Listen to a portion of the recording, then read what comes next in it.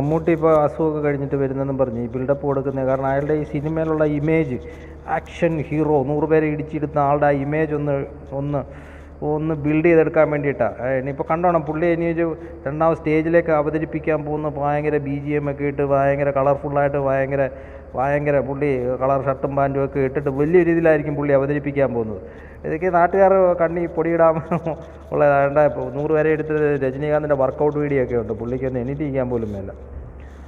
ഇവരൊക്കെയാണ് ഇവിടുത്തെ സൂപ്പർ സ്റ്റാറുകൾ. 250, 300, 500 കോടിയൊക്കെ മേടിക്കുന്ന ആൾക്കാരാണ് ഇവരൊക്കെയാണ് വലിയ ആക്ഷൻ ഹീറോ. സൂപ്പർ പോരട്ടെ, നടന്മാരുടെ കാര്യം പോട്ടെ, നല്ല നടൻ ആർക്കുമാണ്. അപ്പോൾ അതല്ല ഈ ആക്ഷൻ ഹീറോ ഇപ്പം ഈ വയ്യാത്ത ടീമുകളൊക്കെയാണ്.